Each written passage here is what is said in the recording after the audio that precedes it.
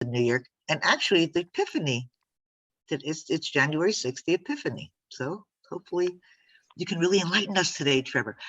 So I'm Bonnie Halper. I write the weekly Startup One Stop newsletter. You can join. It's free to join, startuponestop.com, and we offer a lot of information for entrepreneurs. And we host these breakfasts every other Thursday. We want to thank Kettle Space for hosting us. Brenda, or Joseph, you want to tell us about Kettle Space and what you do? It's all Brenda. With Kettle. It's all Brenda. It's all Brenda. Thank you, Joseph. My name is Brenda. I'm the marketing assistant for Kettle. Kettle is based in New York City, and we partner with organizations to help them return to the office safely with our hybrid workplace application. We're having an event next week about promoting employee engagement. So if anyone wants to join, I'll be dropping the link in the chat. Thanks everyone for joining, and thank you, Trevor, for being here. So Trevor, who I've known forever, and used to attend our breakfast when we had them in person and when we've had them virtually. So Trevor, now you're in the hot seat. Tell us, Cheryl, I know you have a lot of information about grants, so tell us what you know or what you can help us with. Well, I'll just start out with giving a little bit of my background. Yes. Have lived many places around the world and around the US in various roles in business. Most of my focus has been on startup technology companies and scalable tech. Have founded a few companies, gone through every type of funding mechanism you can think of between public and private. Currently, for the past 2.5 years, I've been involved in a rural economic development project. We created a blueprint community in Vermont to kind of prove out a thesis that you could use a mix of federal incentives, grants, private funds, you name it, to try to reinvigorate a distressed community that had been 20 or 30 years past manufacturing decline. So something that's happened in a lot of areas around the country, but particularly impacted the rural US. So right now, like I said, we have an innovation campus that's called the Black River Innovation Campus. So we're rehabbing a 100,000 square foot former high school that's gorgeous and amazing historic architecture, amazing facility that we're modernizing.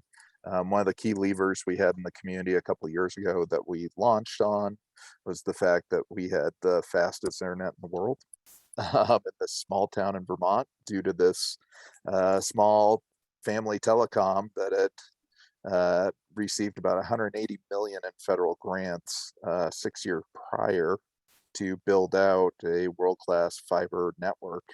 The only problem with that is they built this amazing network and there was no business to utilize that network. So that was part of our thesis, was you have this amazing untapped resource that we can jump onto. And I'm sure, as everyone knows right now, there is I'll try not to swear too much. I tend to swear a lot when it comes to the scale of some of this money because it's mind-blowing. But there's just a ton of money going into broadband right now. So to deploy, essentially, I think the main focus is on fiber, but coming from federal government and funds that have already been deployed via ARPA to the states, there's just a ton of money that's going to, be the proverbial electrification act of our time. So should be interesting over the next 5 years to see how that changes accessibility for everyone around the country. But diving in, I know for today, I guess a lot of, I tend to be most effective when people ask questions. I know Joseph was asking a question before about, locating businesses and strategies in that way.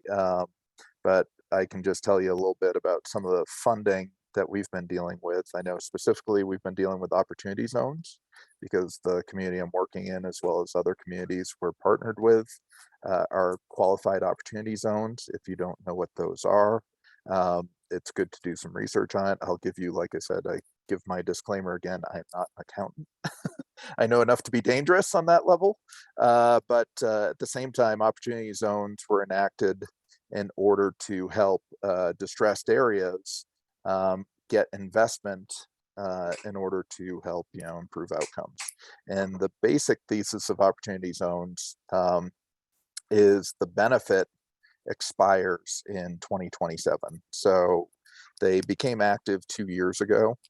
But what it means is that most investors can take capital gains and deploy them into these opportunity zones and avoid the tax ability on them. For 5 years, you get what's called a 10% kicker. Like I said, I'm not going to get into the numbers because if you get invested in this stuff, you definitely need an accountant to work with you.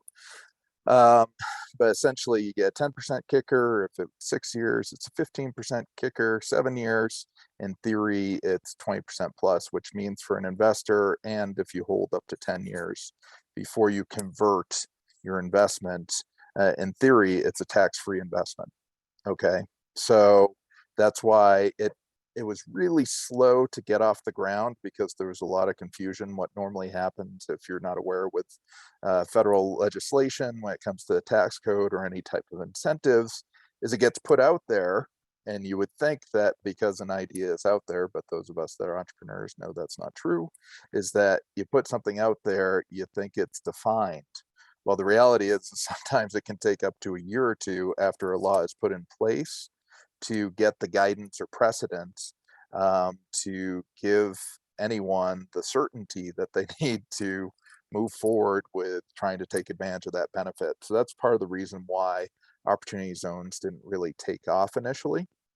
But now there's been, I think over the past year, I don't know the numbers off the top of my head, but I'll just say once again, a metric ton of opportunity zone investment.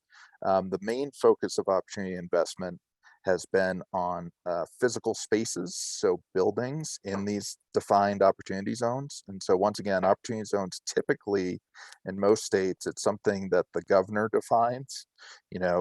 Savvy communities that found out about the program applied to be a part of it, and then got the blessing of their governor or legislature, and then it ran back up the pole to the Fed, the federal government, that is, not the Fed, and then they would approve it as an opportunity zone. So then that qualifies that region to be that type of investable resource.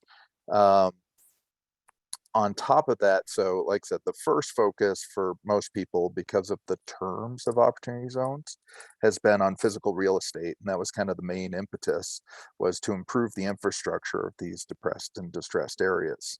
Now, the second part that came out of it was qualified opportunity funds, which means you can create investment funds or you can invest in businesses that reside in these zones and get similar benefits. So a lot of businesses have started to move portions of their business to opportunity zones to be able to get that investment or capital gains taxation benefit for their investors.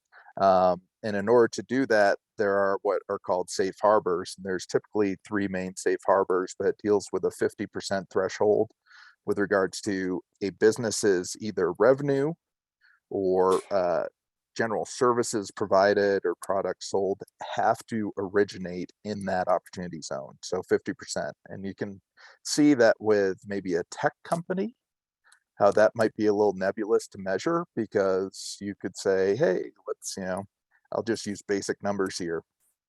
We have a staff of 10. We're gonna, put 6 people in the opportunity zone, even though maybe the revenue isn't necessarily generated there, but that's how you can create a 50% benefit. Or you can put an office in an opportunity zone and say, we're doing our financial accounting there. So we're saying more than 50% of our revenue is there.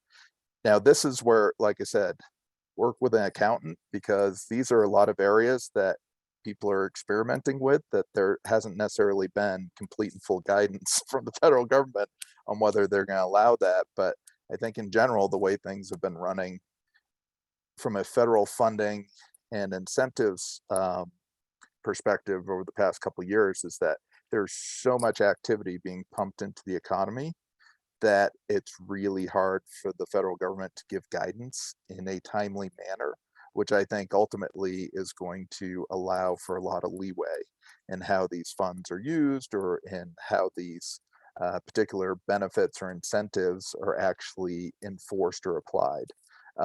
Because looking back, I'll just give an anecdote because I do know a lot of accountants, even though I'm not one, is that just from the ARPA funds previously, with the payroll protection programs, the economic injury disaster loans, and that amount of money pales in comparison to what's being pushed out there now for federal money. But even that money was going to keep most tax accountants and tax lawyers well fed and paid for a decade.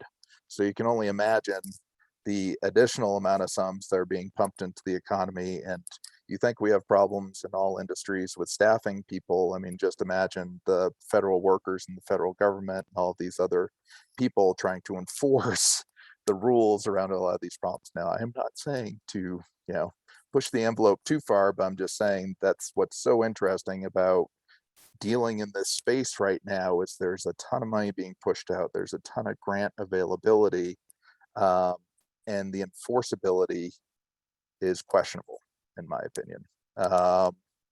So yeah, nice comment, Liz. Yeah, accountants are going to be fed for a very long time, as well as tax accountants or tax lawyers and all of the above.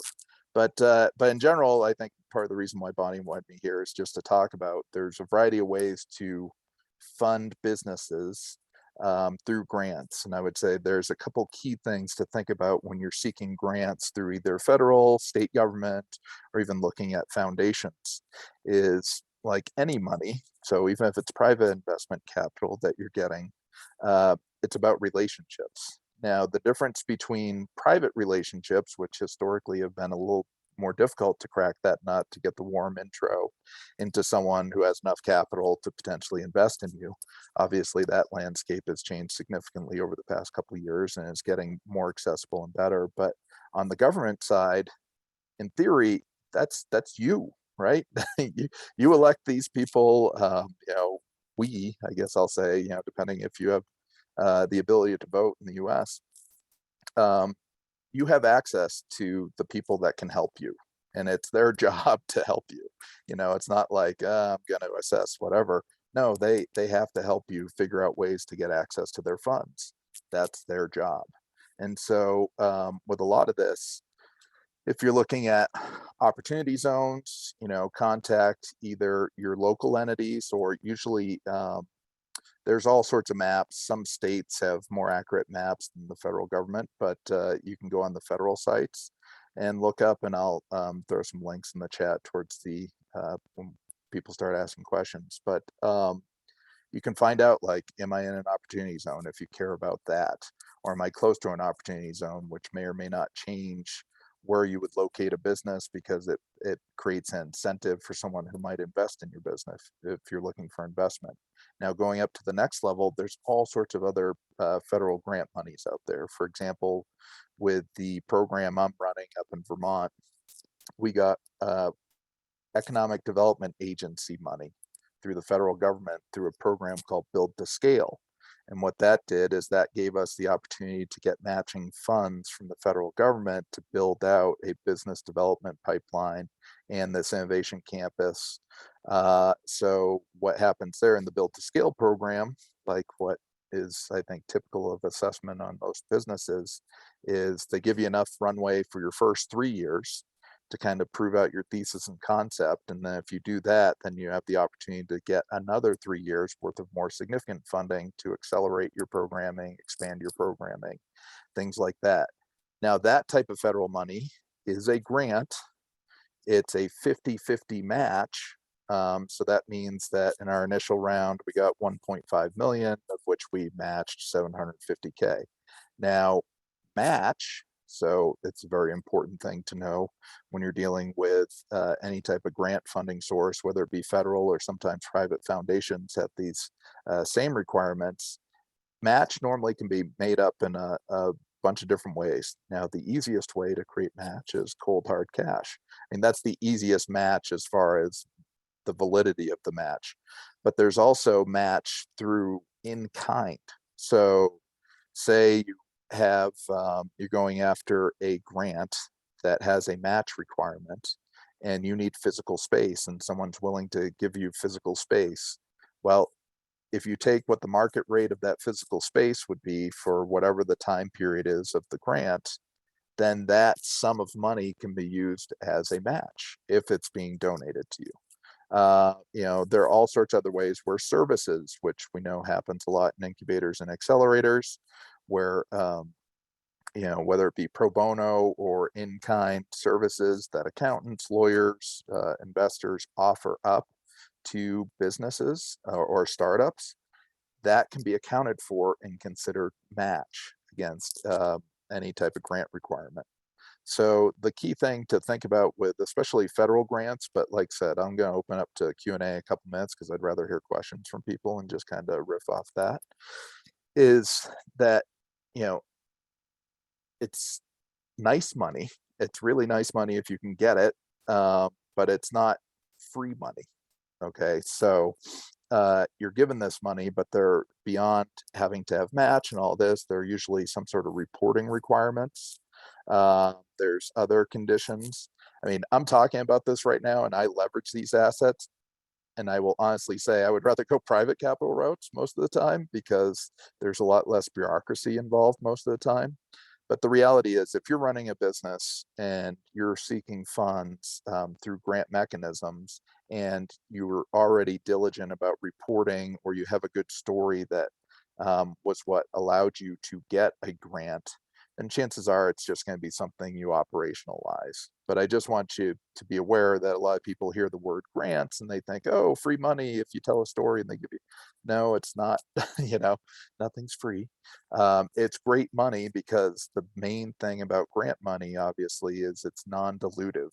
So it's not an equity stake. So, and that's kind of where you have to do your own, balancing act on what types of funds you're taking in to support your ideas or your businesses, and if it's good money for you or not. There's good and bad money. Bad money for me is stuff that drags you down and doesn't allow you to accelerate your idea and have as much flexibility and execution as possible.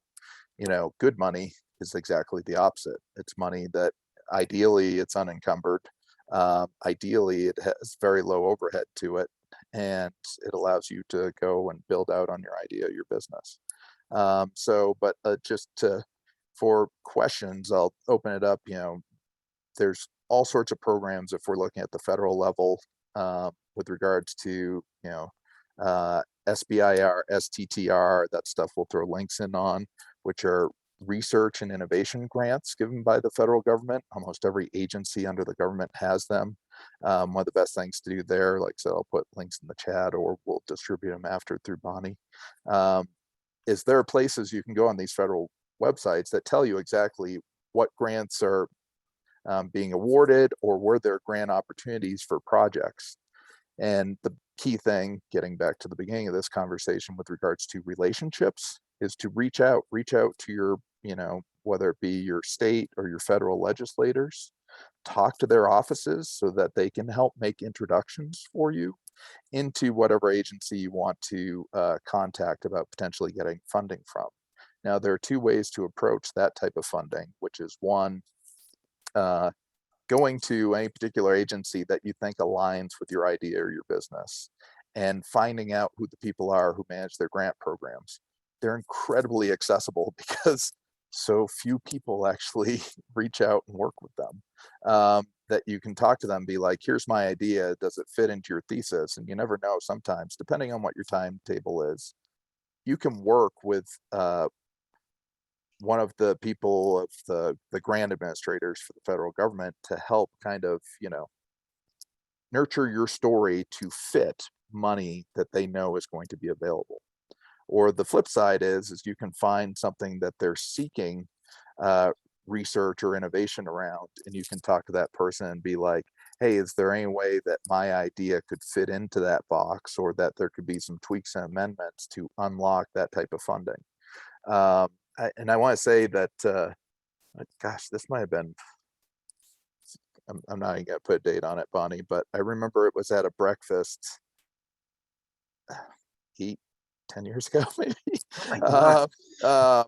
That there was an entrepreneur that came in who had a company they had built that was built around teaching math. and had within the first 2 years, and this is talking a decade ago, like when there was still a lot of money then, but there's a ton of money being deployed now, who was 2 years into building a business through federal funds, through SBIR, had already received millions, had a product ready, and was able to go out and seek investment to deploy it. Like, investors jumped all over that business because they knew the de-risking had taken place through a non-dilutive process. There was no cap table. It was just an entrepreneur with an idea that they had figured out a way to get funded through grants.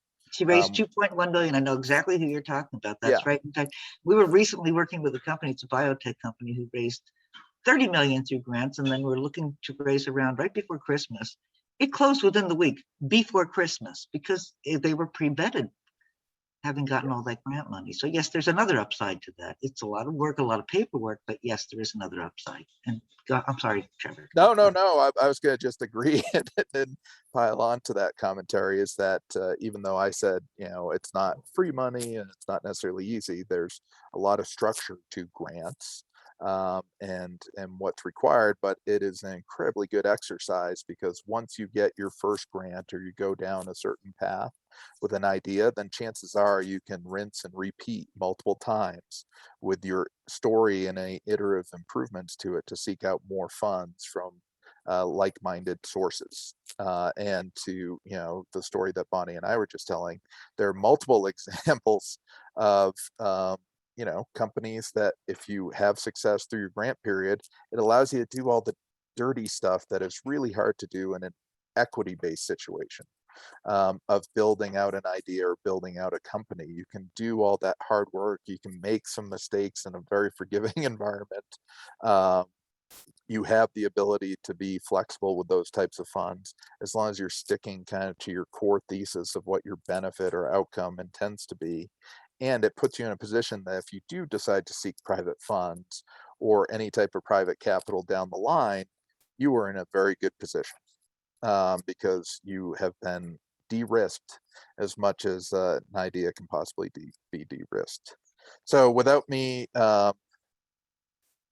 expending more energy on this in the short term, I want to make sure this meets everyone else's needs or questions. So we can do it one of two ways. In my experience, we can either go around the horn with everyone and just do brief intros of what you're working on and fire out a question, or we can just open it up to Q&A. I don't know, however Bonnie and Brenda want to run it. You all want to introduce yourselves, or if you have a question, you should then introduce yourself and tell us what you're working on as well. But everybody's welcome to introduce themselves. So Wilma. Hi, everyone. I'm Wilma, and so I started a nonprofit called Dark Beauty Healing in May 2020 in response to COVID. We started off by giving away free therapy to women of color. Just thought it was something that was going to last a few months, and here we are today in 2022. We now have over 120 clinicians in our network, and we cover about 60% of America, with clinicians who've initially donated pro bono hours for therapy. And now we do emergency funding. One of the things that we want to do, and the question that I have is, we know that with therapy, there's only so much. Therapy can't treat everyone, and especially for people of color who oftentimes want to have a person of color treat them. In America alone, there's only 4% of psychologists are Black. And that's just in the African American community. We're talking about all people of color. So we want to expand, and we're working on expanding to do programs which can treat more people in transformational healing, amongst other things that we are looking into. We're looking for we're looking for grants on the nonprofit side, and I am looking into government grants. The transformational healing part of what we're doing will be a for-profit endeavor. And so my question is, have you had experience or familiar with nonprofits that have a for-profit side? Is that, and going for grants, and do government grants would they give money to both sides, or is it just two totally separate endeavors? So yes, and this is once again, it's kind of a nascent thing that's been starting to occur over the past 5 to 10 years, because there used to be a heavy dividing line between a for-profit, non-for-profit, and depending on your qualification as a nonprofit, not-for-profit. But now there are, and we use this. So we have a nonprofit arm and we have a for-profit arm. We use the for-profit arm for profit type transactions, and the nonprofit arm for nonprofit type transactions. And the for-profit, once again, this is not just where you get your tax attorney or your accountant in place, but you also just get a good business lawyer to help you with the structuring of your entities, because sometimes you might want to put a buffer between your entities so there's not a direct relationship, so you can create at least a little distance between them. But there are ways that you can do that, have your for-profit, not-for-profit, so you can have your cake and eat it too. Thanks, Adrian. Like I said, to figure out how you get the funding to accomplish your goals, right? But the key thing will be in your accounting and bookkeeping of making sure that your entities don't merge and cross-pollinate in a way that, if there's a project being worked on by one, make sure there's clean paper if it's being leveraged by the other, contracted, however you need to do it. And like I said, that's sometimes where you create a middle ground entity to give you an additional buffer. Open to feedback from anyone else on here that has done that, but without getting into details, like I said, we've used that structure because we've gone after nonprofit funding for our operations for the Innovation Campus, which is an economic development group for public benefit. But then the flip side is we also incubate companies that we facilitate investment in. So we have, a venture capital fund that is actually a qualified opportunity fund, because most of our investment thesis is within opportunity zones. And we have the ability to spin up other entities in the private side to take advantage of things that programmatically fall under our Innovation Campus umbrella. So that, and then more specifically, as you know, there's a ton of money in the foundation world right now for what would be considered DEI. So obviously your project falls into that. So I think Still that's tricky. It's still tricky to get access to it, though. Everyone keeps saying there's a lot of money there, but it's hard. I have some background, and Trevor, this is a little bit outdated for me. It's been a while, but I have some background in philanthropy and working in the nonprofit space as well. So Trevor, update me if I'm misrepresenting anything, but there has been a history from even 1980s of some nonprofits, and it started out like with I think Minnesota Public Radio, because their merch was selling like crazy. They created a for-profit arm for that one, right? And then they created a whole different structure that incorporated both nonprofit and for-profit. I understand why you want to go after grants, and I think you have possibilities for what you're doing, Wilma, to go after grants. Do know that it is a ton of reporting requirements, and they're strict. And if you miss anything, you can be in big trouble with the IRS, right?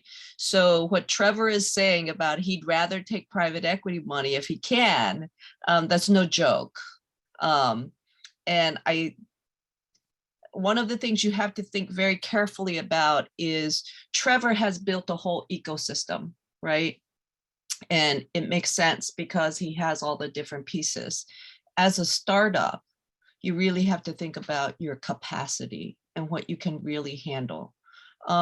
Having to handle both the nonprofit reporting requirements, having to then also handle the accounting, right, that is around your startup. And then if you take on any investors, the reporting out to investors and the management of the investors will be a lot of work. So unless you have a team that's proficient in doing that, you have to be careful in thinking about what you can actually manage, right? So I just throw that out there. So I have a Thank follow-up you. question. Um, this is Tino. Sorry, I have a follow-up question to both of those topics. Is the okay? As background, my background's corporate finance. I'm familiar with reporting, as it were. But we earned a patent on our technology recently, and it's applicable. It's broadly applicable to mass customization of hard goods. We're using augmented and virtual reality to control the manufacturing robotics. So there's that single link between the user interface and what the machine does to produce the customized good. And so this can be applied in many segments, categories of product, everything from medical to Department of Defense, etc. So I'm at CES this week trying to monetize this patent. I spoke with some SBIR folks, SBIR DoD folks yesterday, and their response was pretty encouraging. So my question is, what does that reporting look like? Is it into perpetuity, or is it just during the disbursement of the funds and the use of funds? Yeah, it's Perpetuity. typical. Oh, it depends, right? I was gonna say it depends on the type of money. Some of it, like for example, our EDA money, we file a final report at the end of 3 years, and we're done. You know, they always, there's other funds that we're using, for example, where the investment is a one-time investment, but depending on the contractual terms, they have to June's point, almost a perpetual right to continue to inquire about information. That's why it's kind of you got to be careful with federal funds. SBIR tends to be pretty liberal, though, Tino. They tend to, depending on who you're working with, because it's not like this is standard as the application and how things are implemented and how things are reported. It can be unique to almost every project, but normally it follows the terms of the funding cycle at a minimum as far as your reporting and accountability, and what the outcome is. That's where I say, and you know, depending on who you spoke with, they're incredibly responsive people most of the time. Is if you get in touch with them and say you've already discussed your idea and your patent with them, say, who should I be talking to? Which agency would this best fall under? And then find out who's administering the grants and talk to that person and find out, because sometimes the terms are somewhat negotiable depending on how much value the federal government sees in what you're working on. But I will say, once upon a time, so to June's comment, usually it was scary to get government money because a lot of times there was the ability, anytime you're dealing with the federal government and direct ties into the IRS and reporting, you know, they have the ability to jump in. They're starting to get a lot more liberal with the way they deploy funds and structure things around it. I mean, it's a government, right? So it kind of needs to have some steady guardrails so that there's not too much innovation. But at the same time, they're a lot more flexible, and like anything, if you establish a strong relationship with someone that can help you with the administration of whatever grant funds you're seeking, especially through SBIR. I mean, SBIR is great money if you can get it. Some of the best federal money. Okay. I say perpetuity because if you're starting a nonprofit, I mean, it's no joke because you're actually starting a whole different entity, right? So there are constant management and reporting requirements around the entity itself, no matter the grants. And then if you get grants, you have to do fund management, fund accounting, right, for each grant, essentially, right? Which for some people gets very complex. I've done it, it's not fun. And Trevor, let me ask you, would you ever consider, like, the one thing I used to do with some nonprofits that I would talk to is that because they weren't ready to incorporate as a nonprofit in order to get a grant, sometimes they would look for a fiscal sponsor. Would you, if it made sense for you, consider taking on fiscal sponsorship for maybe a startup that might fit into your mission and your ecosystem? Yeah, I mean, on that part, it depends. We don't tend to incubate nonprofits. You know, it's most of our stuff that we're incubating is hopefully, you know, scalable tech in some way, shape, or form. We have, and so after saying that, there's always the exception to the rule, right? Is that we have incubated 2 nonprofits and helped them with their structuring, but we weren't their fiscal sponsor. We just helped them with their structuring so that they could get their 501c3 papers, and just kind of supported them along the process. But we just from a liability perspective, there wasn't enough synchronicity in the missions beyond supporting ideas we believed in. So maybe to define fiscal sponsorship real quick, Yeah.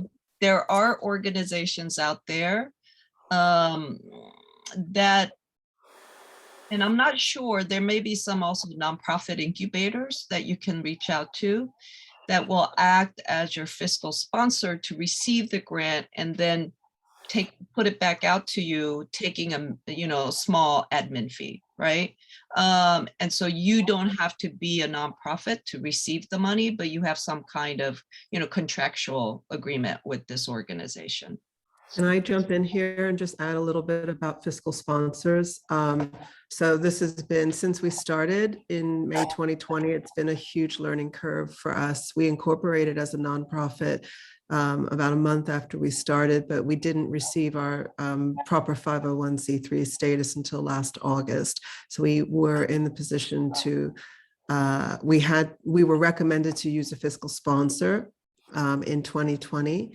The first fiscal, and we've used 2 fiscal sponsors, and I don't think I would ever use a fiscal sponsor again. One was recommended to us, so it was a small fiscal sponsor here in New York, and the other one was a nationally recognized fiscal sponsor. And both of them completely messed up our money.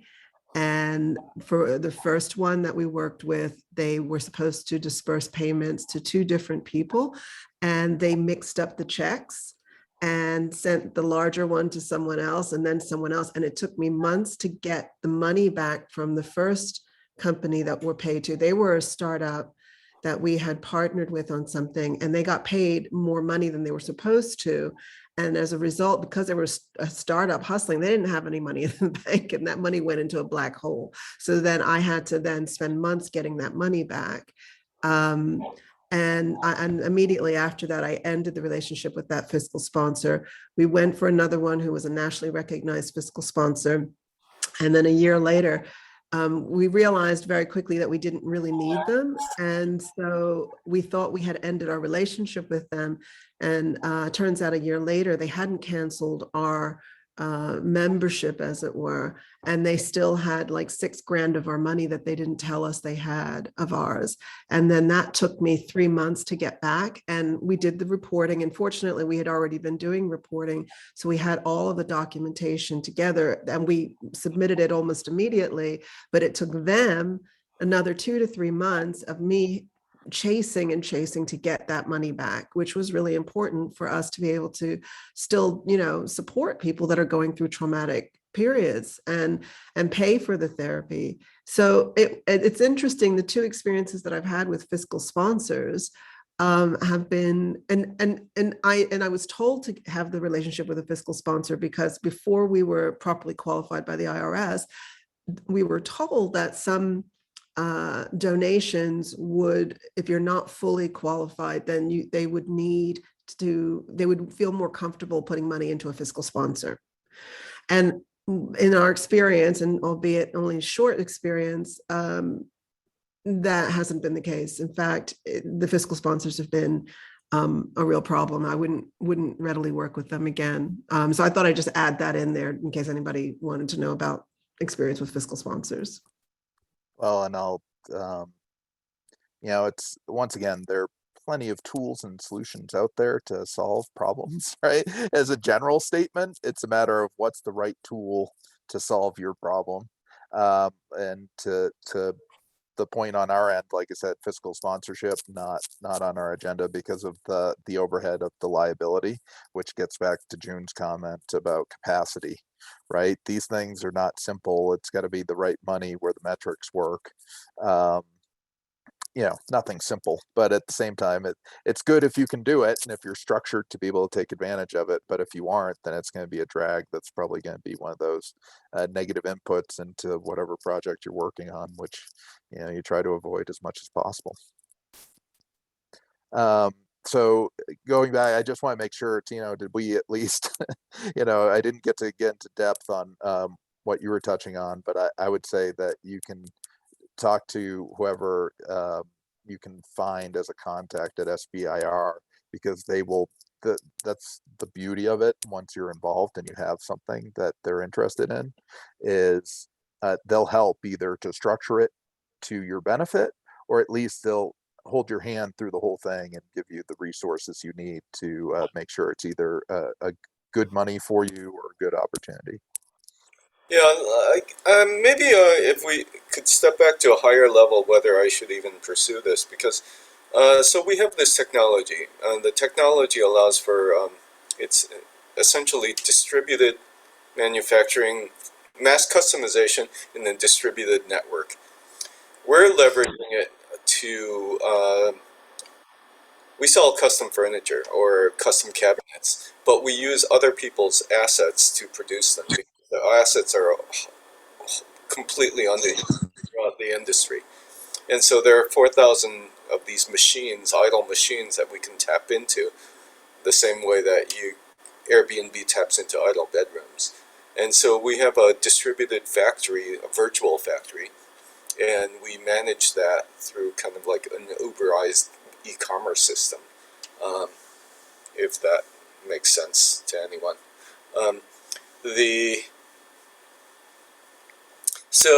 Now we have this patent that it was a complete surprise, but now since we have it, I'd like to get it out into the world, deploy it, help the tech develop, have the tech socialized, and maybe protected even.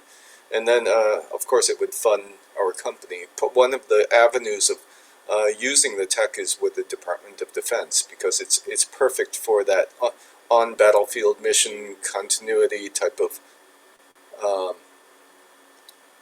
use case, repair parts of non-standard repair parts because of damage on the equipment. And another use case would be rifle systems that are currently rail-based, but our technology would allow the individual to design their own tools. And so the SBIR grant would be to further develop the technology so it's usable in a military application. But it would also be usable for other applications. Should I continue to pursue this? Because ultimately we are a for-profit company. We intend to be a mass customization platform, starting with wood furnishings, but going well beyond that as we can. I mean, and there's also obviously many other people that can comment on this, but my gut feeling with what you're working on is twofold. One, I just want to say a general statement that we've been kind of bouncing between nonprofit and for-profit, and just because you're for-profit doesn't mean you can't get grants. you know, and get grant money for your mission. SBIR with the scenario you're talking about, Tino, can be great money, and it can be great access into those potential future clients. If you're looking at the military as being, or the government in general as being a potential client for you, and that as part of SBIR is a lot of times why the government gets involved, right? Is because they're like, okay, how can we help incubate things that can help us, but then can be pushed out into the economy? There are other organizations you can look into, like SOFWERX, SOFWERX. There are a bunch of entities that collaborate with the federal agencies to help with these processes and to make the introductions. I know, to June's point earlier, it's kind of the equivalent of, you know, fiscal sponsors. Sometimes you're getting, you're working with people who have been there, done that, and have the process and have the connections. But, you know, sometimes they'll take a fee of whatever the award was for their services. So, you know, it's the usual middle person approach. But I would say for what you're doing, talk to someone at SBIR or someone who's administering SBIR for example, the DoD, whether it be, you know, Army, Navy, Air Force. Talk to them and find out, because they will, especially having a general understanding of what you've patented and what your system can manage from on-demand logistics, and that's going to be something they're interested in, right? They're constantly pushing out requests for you know, discrete projects or discrete technology that can help in the, you know, field of battle, or just in general help with their operations and logistics management. So I would say it's worth putting time into, because it's probably a few conversations and not a lot of work on the front end beyond stuff you already have to introduce your solution and try to figure out how it would need to be turned into a story in order to access those types of funds. But it's great if you're trying to, this is the perfect scenario of, if you're trying to establish a relationship with the federal government where you potentially could be a vendor, like it's a great kind of, it's the front door, but it's also the back door in to contracts. You know, Tino, the other thing you might think about, I think you're in Ohio, right? Pat has a number of these kinds of initiatives going on right now with SBIR. So the timing could be perfect for you with what you're offering, because the air part components is a big issue right now in the Air Force. So the fact that you can produce on just in time might really be interesting to them in Dayton. And they've got an economic development zone, I believe, right next to Dayton. So there may be some interesting dynamics that you might want to consider. And if you want to talk offline, let me know. We're both in Ohio, so. That you are? Yeah, married up in Williamsfield, the metropolis of the Midwest. I can easily introduce you, unless you want to post in the chat. I thought you had moved to San Francisco, Tino. I'm here just for a few months because we're doing a soft product launch with kitchen cabinets, and I'm directly selling to flippers, property flippers, because, you know, flips, they go at $2 million and between $1 and $4 million, and so at the higher price ranges, the standard warehouse kitchen cabinets don't do justice to the homes, and so we can customize at a, you know, at an IKEA level price level, but, you know, with much higher quality materials, everything custom sized, and delivered in 3 weeks, and we're still clearing 40% margins, and that will go up as we go to as we get a brand, and, you know. So anyway. All the good things of scaling. Yeah, exactly. So next question. Feel free to introduce yourselves as well. And I don't know if Joseph is still listening in, but I know he was starting to surface a question at the beginning about business location. Do you still have that question? Do you still want to throw that one out for discussion? I was just, you know, I years ago I was involved with someone in Indiana, and Indiana had an innovation center where they were trying to attract tech companies to move to Indianapolis.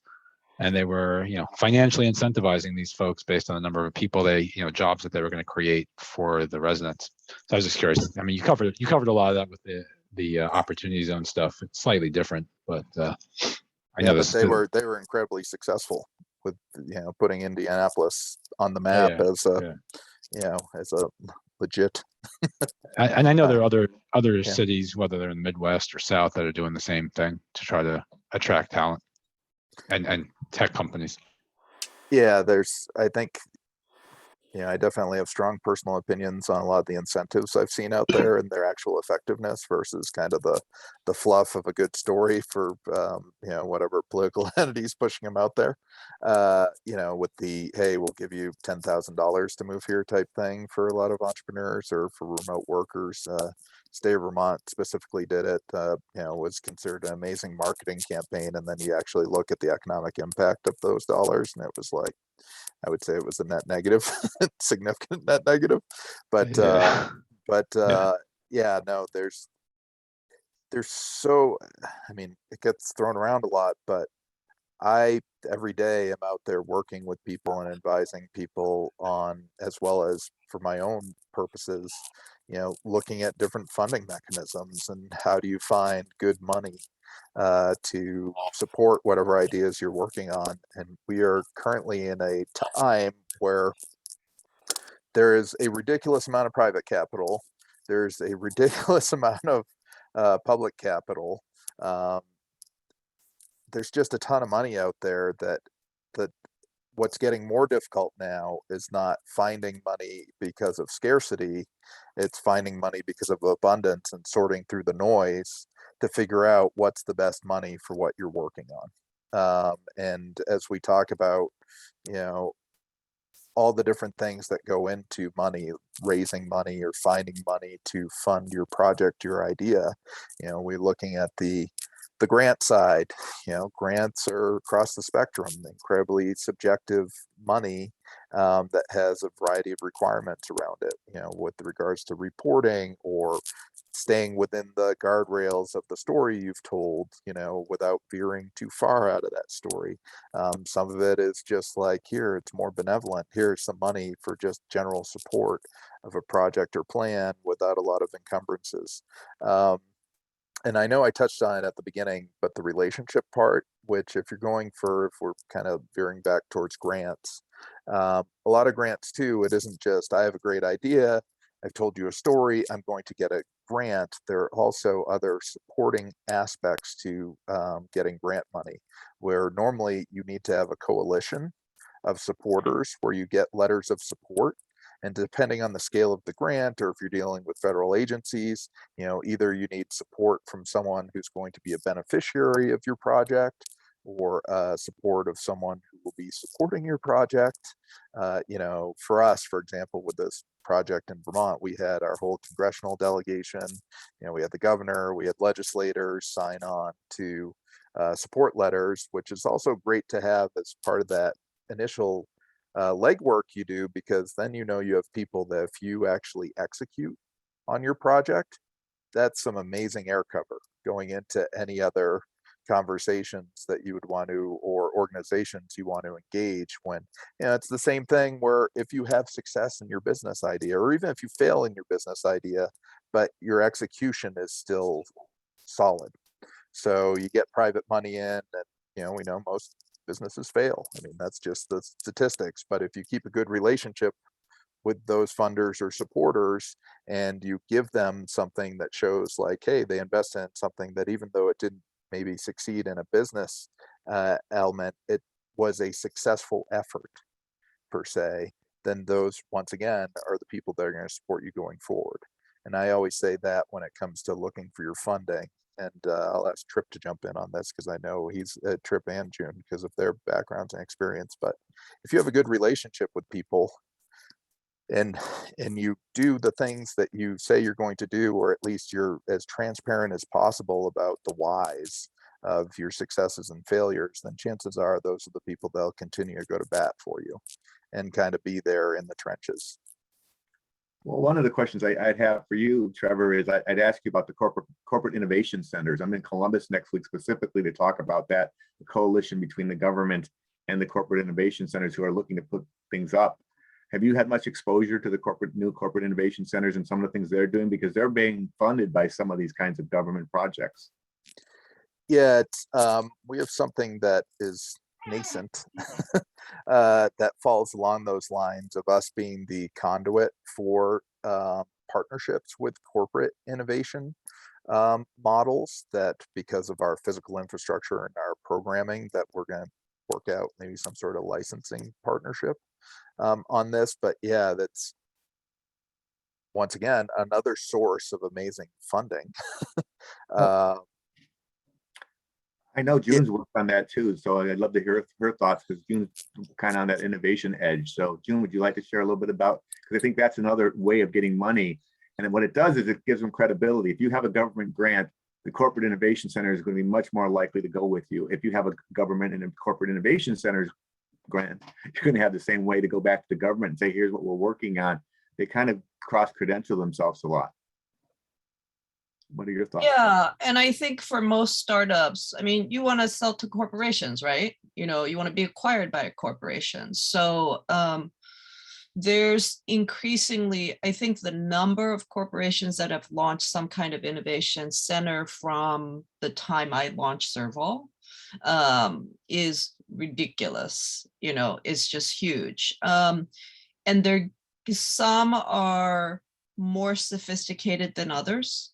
Some are more nascent and more recent, but every corporation is trying to hop on the innovation bandwagon in some fashion or another. The problem is also, like Trevor said, there's a lot of wealth of resources. There's a lot of corporations that are doing this. There's not a single place where you can go and type in, okay, corporate, innovation grants or resources. So the best thing to do is, if you have, as you're starting to identify your best early customers, if you have corporations that are target corporations, look and see if they have an innovation program, because sometimes even the places where the departments that are going to be buying your services may not even know very much about the corporate division, right? And so you have to reach out to them separately. And sometimes having a corporate, being in their corporate innovation division might help you with your sales, and possibly vice versa. Right. The other thing that Trevor mentioned, I think I want to just call it out if I can, as when I work with finance, that's my job. Calling out the fact that universities are really playing a much bigger role. We just got $1 billion grant in the Ohio State University that they formally announced at the end of last year. So when you're looking at funding, there's so much more creativity today available to the entrepreneur, but you want to find somebody who can guide. My recommendation is, and Trevor's great at this, is find the right guide, because there are a lot of people out there seeing the money and they run down one path and they really don't know what they're doing. You want to find someone who really understands what they're doing and understands your choices better, to help you kind of understand them as well. So, that's one thing I know Trevor mentioned it earlier, but there's so many universities I was up in Tucson. They're doing things. Arizona State's just blowing up in their innovation areas and funding areas through grants and that coalition between nonprofit and for-profit. So something to consider. Yeah, and on that note, so the project that is nascent on our end and not public, but it's we're working with MedTech Collaborative, higher ed,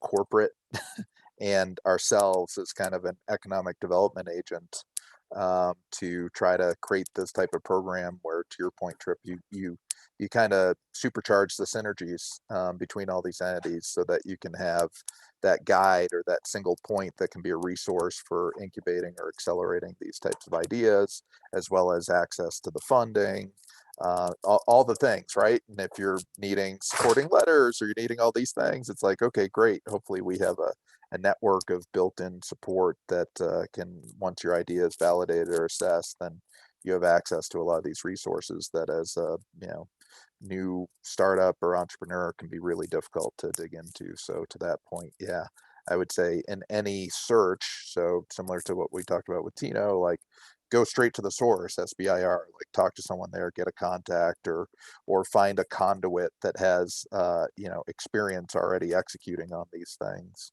that can help guide you through whatever process these are, so you don't end up going too far down a rabbit hole, and ultimately sink yourself for your idea.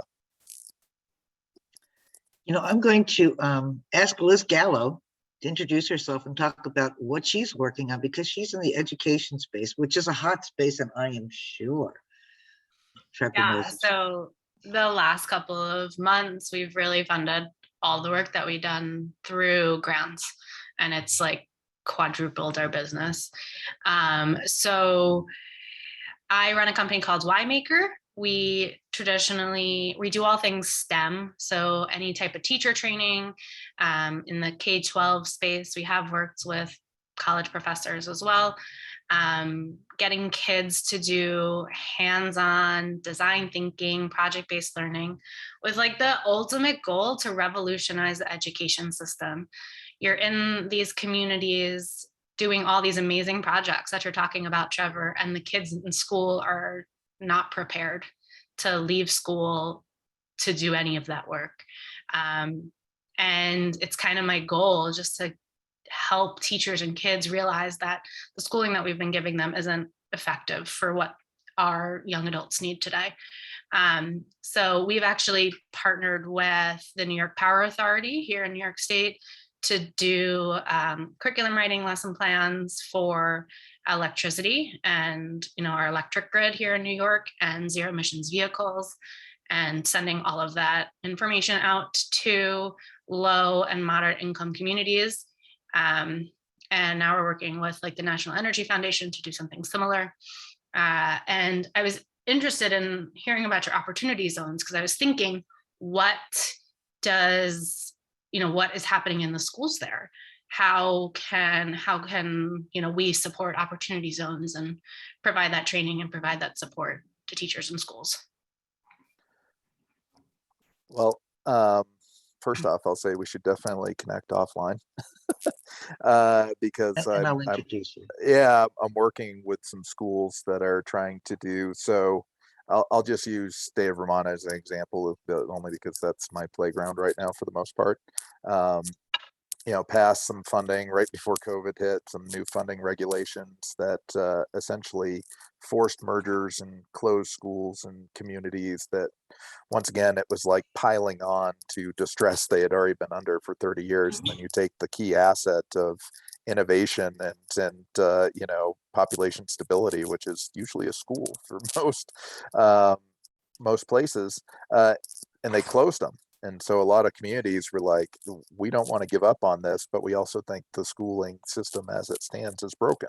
That's not preparing the workforce of the future. Now, in Vermont, we have some things that are unique to the state with regards to, technical schools versus traditional schools and the blending of the two. And we have virtual learning cooperatives, a lot of great ideas, but not a lot of great execution with regards to the outcomes of one, strengthening the communities, strengthening the workforce and entrepreneurial system, and supporting those types of things. Because I think for most places you can make a simple correlation of, if it's an opportunity zone, there's generally a lot of bad stuff going on, and the fundamentals of pulling it back up by its bootstraps and kind of out of whatever depths that particular community is going to be tied a lot to what are the local assets and resources, and can you have educational excellence, and can you create workforce, can you give people modern skill sets. We've dealt with a lot of that through peripheral programming on our end, but there's one particular school that, because it's close to my house and my kids may or may not take advantage of it at some point, that's using software as an enabler to say, here's the deal, we don't need to have a traditional school system that's bound by a lot of the challenges in our state with which I know happens all over the place, but particularly in Vermont with dealing with the unions. I'm not saying unions are bad, I'm just saying it creates a massive bureaucracy between the way we fund things and the way we administer our education system. So these independent schools are trying to say, hey, we're going to pool resources. We're going to pull out of these traditional systems. We're going to use assets like, contract professionals to come in and teach the skills. We're going to document the skills using technology and empower the students and give them more providence with their learning. Therefore, engaging the families, like trying to fix all those things that a lot of us see as gaps in the educational process right now, that hopefully ultimately leads to more dynamic, more skilled workers moving forward. Yeah. So, yeah, I totally agree. I mean, and it's so great when we hear those stories about that one independent school that supports 400 children, 1,000 children, maybe, and thinking about all the other children that are not getting that education. And, I keep reading article and hearing horror story after horror story about how our education system is collapsing and what are we going to do about it? And there's just no forward thinking. It's what can we do to get back to the way it was? And we can't. And, it's a mindset shift for everyone involved in the education and really everyone across the world. Like, you went to school so many years ago, like it was different, and it doesn't, and your workforce is different now. Your workplace is different. Nothing in the real world looks like the school day. And I think kids saw that. And I think that's why they're so disconnected now. And your communities are fluid.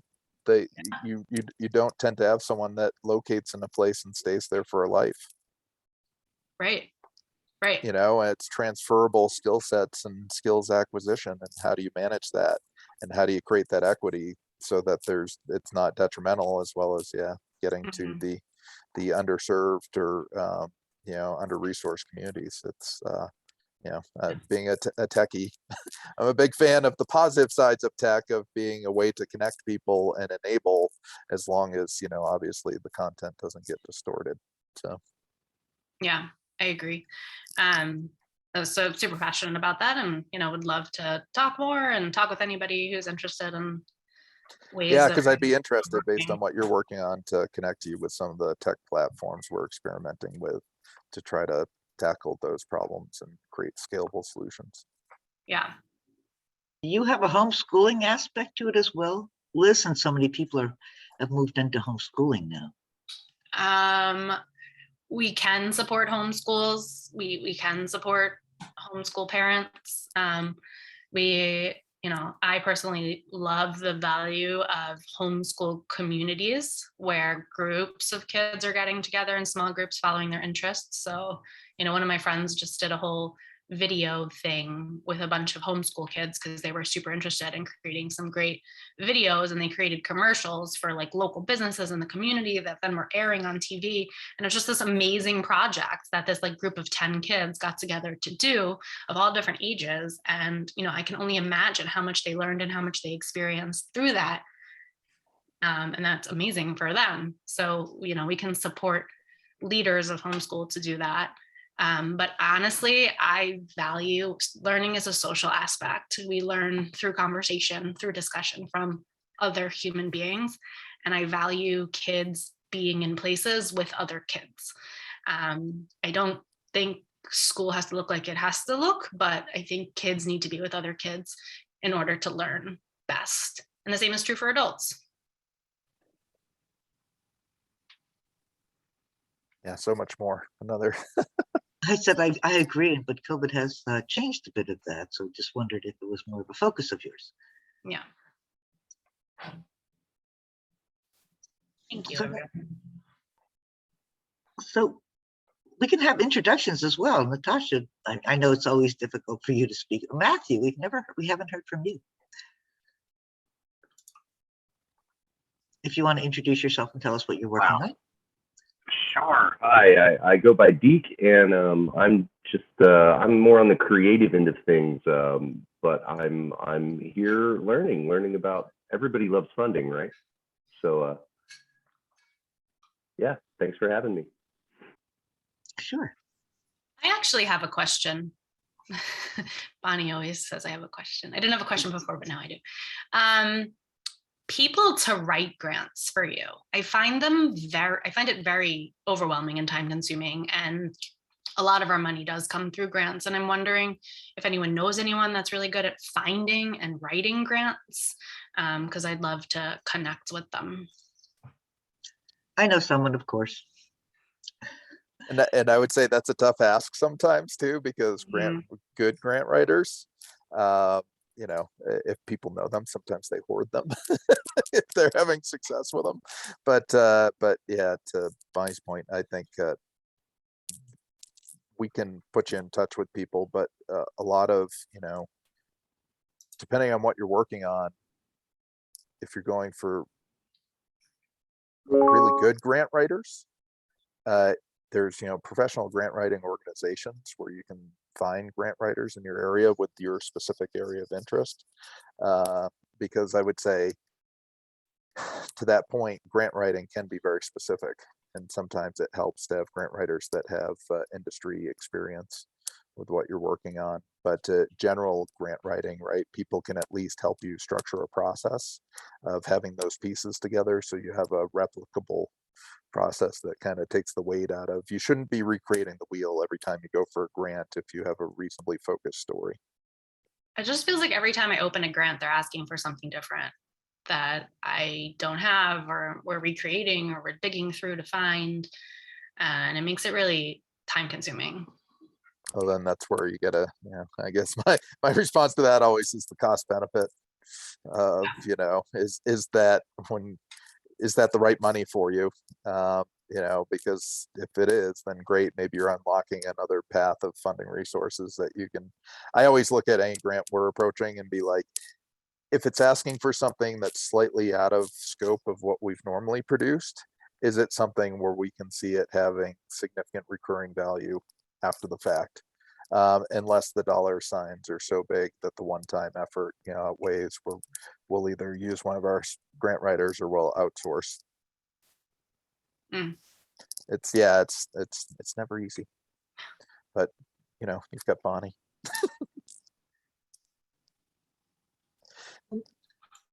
The super connector. Yes. I always know somebody. Natasha, feel free to introduce yourself and tell us. Sure, I'll introduce myself. My name is Natasha Standard. I design and manufacture military grade combat boot sides for the female foot. And I actually submitted for, I don't know if you've heard of the program, the Air Force Works program that's associated with the STTR. I submitted for it and I was declined. But then I met a young man that's what he does for a living. And he's going to take the letter of support that I received from the Air Force, and we're going to resubmit for phase 2. So wish me luck on that. And I think you bring up a key point that I definitely didn't mention, which is failure is temporary, right? Even with any of these things, if you get turned down one time, it doesn't mean, it just means try again. And find the proper resource, or if you're specifically for federal grants, like I said, they will tell you, you know, they will report back to you on why you failed. And that's the key part of getting the relationship, because chances are a lot of the things, if your idea is a good fit, but it's something in the, you know, submission. I mean, we put in, I can say last year we had $3.5 million worth of grants that some of them we never even got responses on. And we have some stuff because you just, that's the other thing about grants. So tying on, keep trying, but persistence is kind of key with the grant world, because it's, you know, your normal entrepreneurial skill or I guess character trait you need is don't take failure as an endpoint, take it as an opportunity to improve and iterate. Funny that you should say that. I know a guy, he was denied AFWorks 9 times, phase 1. And on the 9th submission, he was admitted for phase 1. 9 times. Yeah, I mean, that's tenacity. Yep, persistence. As we know that in the startup world, that's half the battle. It's just staying. Although you've always been of the opinion that no is an acronym that stands for non-ordinarily. Just keep going. Change the talking points. Try again. The other thing I'd add to that is this is an election year. Get to know your politicians when you have an opportunity to, because a lot of them, if they can't do it through the government, they may know someone personally that they can introduce you to. They're looking for opportunities to be publicized. I know it's not to be political about it, but this is what they get paid to do for us. And don't be afraid to go back to them, because I've seen amazing things happen when you start to talk to your local politicians about what's going on in their region, because they can tell you if they're trying to get the enterprise opportunity zones in place, they want support from you, and they'll help you once they have that classification. So don't be afraid, especially this year with being an election year, to go out and meet some of these people when you have open mic nights in your area. What do you think? And as a as a true story of personal experience, just looking at the last, this is not a political comment, this is just the way politics works, is with the transition of the last administration, when we're under the prior administration, because towards the end there was a bit of chaos in government. Didn't have anything to do necessarily with the administration. There was just so much going on, and the federal government wasn't as responsive. But we didn't have any way to really push and grease on those wheels. And then the transition happened, and it just so happens the senator from our state ended up becoming the most powerful congressional leader in the country, and our prospects changed immediately with regards to our access to funds and the responsiveness of the federal government. I mean, we had, I want to say, I don't know, it's about $500,000 outstanding that we weren't able to draw down on from our federal monies, and we thankfully had those relationships with our congressional office and ended up calling in the favor and saying, hey, we need your help with applying some pressure to get us a resolution. And what had taken 12 months then turned around to a 3-day thing.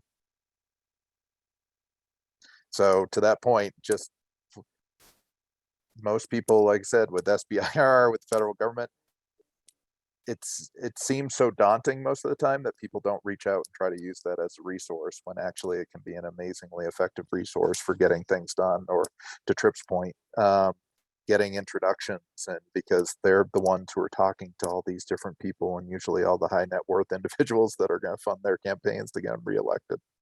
So it's a good place to start.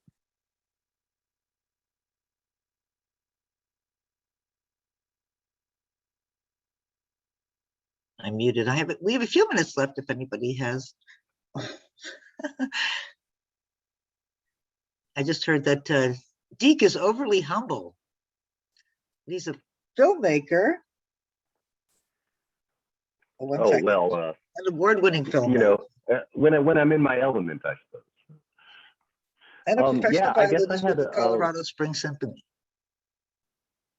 Yeah, I play the viola professionally, so I've been in the classic music world for most of my life, and I've become a filmmaker as well. I currently have a movie that's out making the rounds in some film festivals, winning some awards and things, and so that's pretty exciting. But yeah, so I have a little bit of experience with grants more in the arts sector. And it's been interesting hearing about some of the other speakers talk about good money and bad money, and also about, I love that capacity, I think I put that in the chat, the ability to absorb the bureaucracy or the paperwork or the time to seek out the funding and things. And as I'm sure we all know, when you're starting, you're stretched in all those ways, in time and in personnel and in capacity and all those things. And in the arts, some of the grants and things that I've been involved with have been on a much smaller scale than some of these business type grants and things, but so often they're just not worth it. It becomes very demoralizing working towards grants, and then it becoming so diluted by the time it trickles down to you, if you get it at all, that the work of putting it together far outweighed even the benefit, even if you got the grant. So anyway, yeah, I might like to hear some more experience of lessons learned of good money versus bad money. So things that went well, and how you learn those lessons. But so often we learn from failures, we learn from mistakes. So I'm interested to hear maybe some more stories from our successful investors that are here. I'm sure you have those stories, Trevor. I've seen also, dare I say that which is probably my biggest character flaws. I've been a fan of putting myself through the school of hard knocks as opposed to just because I have this futile desire at times to viscerally understand why things work the way they do or how things work. But you know, I think it's good money for me simply is a relationship, right? It's something where you don't, it doesn't create, to your point, and I guess we're going with Deke, right? It doesn't create a negative input. Because so to your point, I typically, it's like 50K or less for a grant. I don't want anything to do with it, depending on what the administrative overhead is and the duration of the actual grant. But we have received funds of 10, 25, 50. So this is looking more at the grant side with no encumbrances, just general goodwill, especially during COVID, because there was so much money that was just being put out there in a sense of goodwill that thankfully we were able to execute on and do some unique programming with. Now the flip side, getting into the private side, you know, I've had incredibly good money where I had what I would call silent investors who were just like, here, we believe in you, run with it, here's a chunk of money, and have gotten chunks of money in short periods of time that I, prior to that experience, never would have believed was possible. But then I've also had money where people are on top of you all the time, wanting to know what's happening with the money, constantly complaining, pressuring you.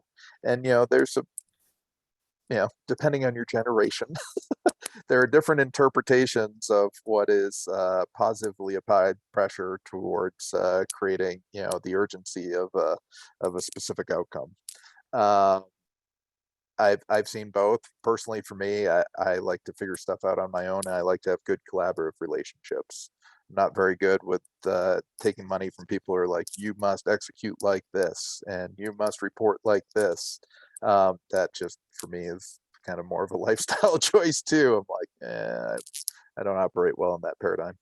But I'll maybe defer to some other people, whether it be Trip in June, with their experiences of good money, bad money, or just some of the elements to watch out for as you're going for beyond everything else we've talked about, that makes money worth pursuing to achieve your goals versus money that might be detrimental to achieving your goals.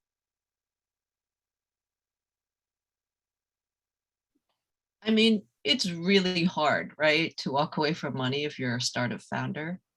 But I think that is one of the biggest challenges of being a successful startup founder, is learning how to recognize that and figuring out some kind of rubric for yourself about what is worthwhile, what is not, right? And if you do not understand how to do that, I've seen a lot of founders who are doing a lot of crazy stuff. And then even in the nonprofit sector, I see startups. I used to run grant programs, go after grants.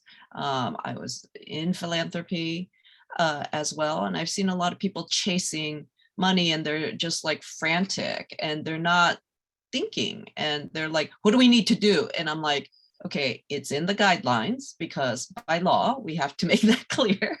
And then, you know, we have criteria outlined. Please really read that and try and follow it. And then, as Trevor says, people, you can always call people and make relationships. And when I was a very young executive in nonprofit, I had a very high success rate in fundraising, mainly because I never asked people for money.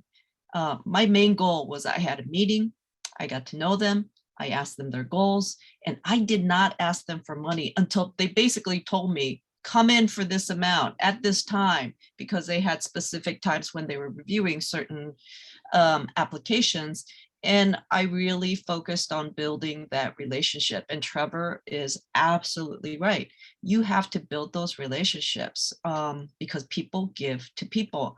And I think that's something that when people are fundraising, I've seen that grant seekers lose sight of. It is people still. It may be government money, it may be foundation money, it may be, you know, whatever, incentive money, but it's people that are organizing it, people that are administering it, and people that are reviewing it. We do not yet have an AI that is,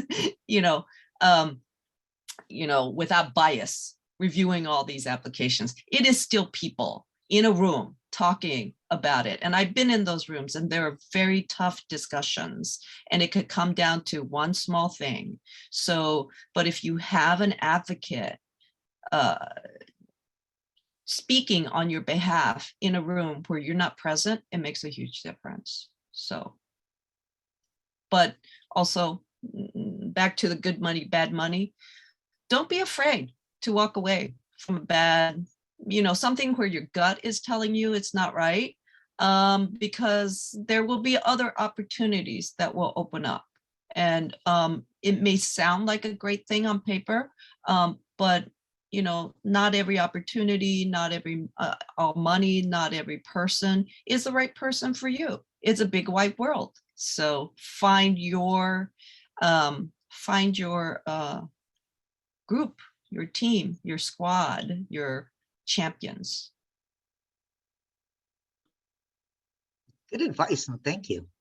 So we have to sign off soon. So Trevor, any last words? Sage, I like that. Sage words of advice. Ditto to what June said. I would say that, it's the human levers, right? Any funding, that there's a human that's going to pull the lever, that's going to do whatever needs to happen to help you. And so, the key thing is, it is so daunting, it is so challenging, and it's so difficult to, put your idea out into the world and then try to execute on it.